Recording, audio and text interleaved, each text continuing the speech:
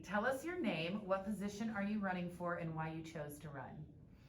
Hi, I'm Maggie Ullman, and I'm running for Asheville City Council. I chose to run for a lot of reasons. One, my dear friend Dolly Parton says, find out who you are, then do it on purpose. And I've done a lot of different things, but this is so close to who I am. I spent 7 years in City Hall working as Asheville's first sustainability director, and the time that I was there every day working towards making my life, my neighbors' lives, my community's life better was so inspiring, and I'm so passionate about it that I feel like I would love to give even more of myself at this phase of my life by being on City Council. Great. What specifically would you like to achieve during your time on City Council if elected? Yeah, so we have such a broad community of needs, and I definitely pay attention and plugged into what different parts of the community talk about. But in order to really inform what is most important to me, I had 75 coffees. Some were a couple beers, but basically I talked to a lot of people from north, south, east, west, from folks who work in the kitchen to folks who work at the top of a building, and I just really asked a lot of questions. And what I heard the most was that we need City Council who is really working hard on affordable housing, who is maintaining our leadership on climate change, and who is really keeping front and center having core city services that are excellent and outstanding. And so those are the three things that I will be focusing the most on. What are your views on homelessness in Asheville, and how do you feel currently it's been handled? That's a good question. It doesn't surprise me. It's so front and center for all of us. I mean, you can't really be paying attention if you aren't noticing that it's heartbreaking to be out all over town and seeing folks who are down on their luck. I mean, so my response to that starts with, let's talk about the context first before like what is being done, because I think it's really important to acknowledge that 2 years ago, the bottom fell out for most everyone on the planet when the pandemic started. We have a drug crisis that's been going on for years and years. And we also have failing mental health and healthcare systems. And so what that all results in is that layers of government support from federal to local, layers of systems are not working, and all of it shows up on our sidewalks. We are where we see it in the front. And so we need to acknowledge that the solution won't be City Council alone. If you think 7 humans on City Council are gonna solve this, bless you, it's just not gonna happen. So it's gonna take partnerships, it's gonna take relationships. I think that we need to be pursuing housing options, we need to be pursuing wraparound services. A set of keys is the first start, but it's really hard to keep those keys for average folks, given how crazy the world is. So what are the services that really support getting through the root causes of why people are out on the streets? To that same question, what are your thoughts specifically on low barrier shelters, camping, panhandling, and the needle program, and how would you move forward on those issues if elected? Okay, so say the program, there's a handful there. Low barrier shelters, camping, panhandling, needle program. Okay, so I kind of different thoughts on each of them. I guess the first one, low barrier shelters or high access, sometimes I've heard them called also. I think that there are a lot of service providers who are addressing the unhoused and homelessness, and a lot of those folks who spend their daily lives working on this have said that we need something that's addressing low barrier, high access. I know that Trinity Methodist has a Code Purple shelter that is kind of in that concept of, if you have your dog, you can come on in. And my family and I have actually gone and made supper for 30, 40 folks several different times this winter. So I think that looking at having something that's permanent, that has a sustainable funding source, that has all the wraparound services necessary is something that we need in this community. It hasn't come together yet. And so I think that that needs to be something that all leadership on council are working through the partnerships and the strategic relationships so that we can get to a point of having something like that. Okay, so that was the first program area, but it kind of touched, I mean, it's related to a lot of the others. So that was, and then you talked about camping and panhandling. I'm gonna take them separately too. Let me take panhandling first. being poor isn't a crime and it shouldn't be. Trespassing is a crime. If you're committing a crime, you need to be held accountable. We also, though, I think there's a temptation to assume that like all unhoused are committing crimes. I just can't think that's true. It's not. So we need to really focus on what are the target behaviors where when someone might be unhoused or when someone might be in the throes of addiction, what are kind of those crimes that are most often committed by folks that are teetering on that edge, and we need to target both using law enforcement when necessary and support services when necessary. So that's kind of comes up when I think of panhandling, but also comes up with if you're trespassing on private property downtown, if you're urinating on private property downtown. They're different crimes, but I kind of associate some of these similar issues together. Camping. What do I think about camping? Good gosh. It's heartbreaking. It's heartbreaking to drive down the street and you see folks with these blue shelters, and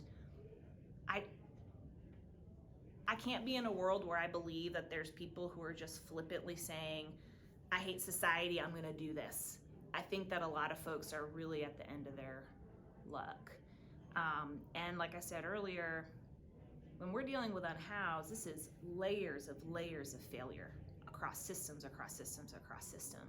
And so we need to be working on those systems, but you don't change them overnight. And you have to have humane approaches to deal with what's happening today. And we can't let it run rampant where people are feeling threatened and unsafe. If we're only as safe as our most vulnerable, so we need to be making sure that, I think I'm gonna stop at that. Okay, and then the needle program was the last one. Oh my gosh, the needle program, I guess I honestly would like to ask some more questions about that one. And this is the one that the DA is rolling out, or could you inform me a little bit more? I think that what we're referring to within the needle program is like, from a community standpoint, it causes a lot of litter in regards to the fact that it's not an actual exchange. So in some cities, they give out 10 needles, you get a barcode on that, you have a card, it all matches up. You bring them back, you get 10 more. Got it. Here we don't do that as efficiently, and there's no accountability held to those programs. So I think that the question is speaking to how would you move forward in either letting it continue the way it is, the system, or putting some accountability measures on those nonprofits that provide those services so that it's more of a cohesive approach for both public safety as well as dumbing down or reducing Hep C and AIDS. Mm-hmm. That's awesome. Thank you for giving me that context. I am not afraid to say that I'm a learn-it-all, not a know-it-all, and this is a place where I need more to learn. And what I'll demonstrate is that in my day job, I build coalitions. That's what I do. I get people to row in the same direction. And if that were easy, we would all be working together. It's not. And so I would think that my first step in being a learn-it-all in this would be to really sit down with everybody. And sorry to say I haven't on that topic, although I've done it on a lot of other topics. Well, I think being willing to sit down and have that conversation is a great start. That's where you gotta start. What do you see as the biggest issues Asheville City and Buncombe County are having, and even as specifically as our local neighborhoods? And how will you tackle those issues during your time if elected? I think my head wants to go to let's talk about solutions, not just negative things, but let's get real. Part of the job is to work towards things that aren't working well. I think Asheville can be even better, and I want to work towards that. I think some of the places we need to really focus on is affordable housing and housing affordability. I went to UNCA, graduated in 2006, I had a posse of good friends. Most of them don't live here anymore, and it's not by choice. They wanted to be here. And that's just my story. We all have these different stories of why this is a place that is hard for us to stay. I mean, 96% of folks in Buncombe think that this isn't a place where you can afford to live anymore. So that's the why, right? I think it doesn't even need to, you don't need to go that in-depth on why, because most people know it. What do we do about it? This is another place where we're looking at very big systems that are coming onto that are failing us in there on our sidewalks. I think that the market is in the driver's seat and it's running us over and it's running us out of town. City Council has a role to play when it comes to carrots and sticks for how things are developed. One of the bottom lines I see is that we are short on housing. There just simply isn't enough for the amount of people that want to be here. So looking to have sustainable and smart infill on transit corridors where people are close to jobs is in the center focus area for what I will look towards. Okay. I'm going to skip over this one and go to this one. One of the biggest issues affecting downtown residents, visitors, and small businesses is transient sleeping and camping in Pritchard Park on sidewalks and business entryways. What is the solution to the transient population, and what can be done to clean up and increase safety specifically in downtown? I mean, I kind of think that some of what we talked about earlier really ties into here. So do you want me to kind of retread or specifically downtown and specifically transients, not just our local homeless population, but those who travel through, which present more of a challenge for us to manage, you know, as they're coming in and they're going, or they're coming in, staying short term and then leaving. So here's where I start with. Where my heart starts is talking to friends of mine, graduated from UNCA, entrepreneurs, run a small business. They got a call at 9 o'clock at night from one of the folks that work for them, and someone had OD'd in their bathroom. So now this 19-year-old gal has experienced this. This business owner has to talk to that gal. Like, so I think about how this challenge that we're having as a community is challenging to the folks that are sleeping in the streets. Like I said earlier, I just don't think most people wake up and go, you know what, I want to sleep on some concrete. I think it's people that have fallen through gaps. And I think that the challenge that they're experiencing is starting to bleed in and negatively impact a lot of other folks, whether you're living downtown, visiting downtown, work downtown, etc. And so we need to come up with solutions and the partnerships to address it. What are your strategies for reducing the exceedingly high crime rates in Asheville and Buncombe, considering we're rated in the top 10% most violent cities in America? What are my strategies for reducing crime? This is one where I would also say that I would want to sit down and have conversations. You know, I've reached out to different folks from kind of the policing side of things, but they're all busy policing. Yeah. And they have 50% attrition right now, and so I just haven't been in those conversations just yet. And so I think I need to do quite a bit of learning and listening. I know that public safety policy and public safety strategy is very technical, so I'm ready to learn. And do you agree with defunding the police? Do I agree with defunding the police? No. Okay. I'll tell you this. Last August at 5:30 in the afternoon, my husband came home with my 8-year-old, and there was a man walking down our stairs with a backpack full of things, including my daughter's piggy bank and my wedding ring. 5:30 in the afternoon on a Sunday. You wanna know who I'm really glad came within 30 seconds? The police. We need to be safe.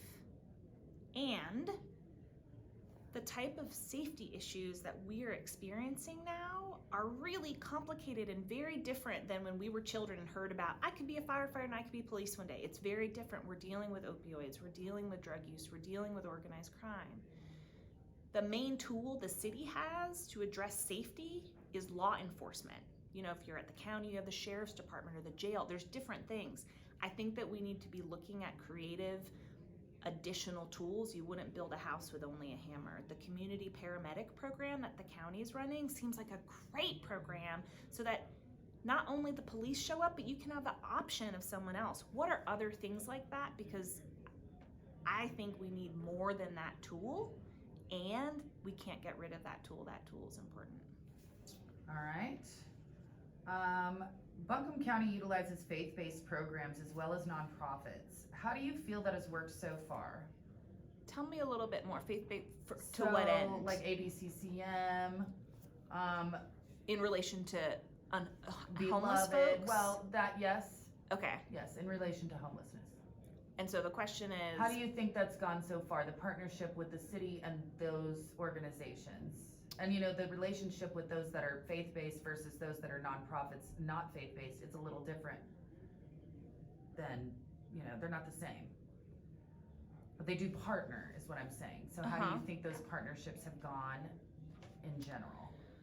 I feel like there's more context that I'm like, can we talk for half an hour and be I like, know. tell me all the things? And it's not that I'm not paying attention. I guess here's what my response would be is that, like I was saying earlier, homelessness and addressing that isn't new in our community. We have long-standing institutions. Actually, my first job at as a UNCA student, I worked at an ABCCM shelter on Hillside Street, and I did some childcare with the children. So there's institutions that have been here for a long, long, long time. Some are faith-based, some are not. I think that we're not in a position to be turning any help away on this. I think it's an all-hands-on-deck situation. I think every relationship is different, pros and cons at different points, and we might be at a point where we need to be looking at rebalancing or turning up on the dial on some relationships and turning back.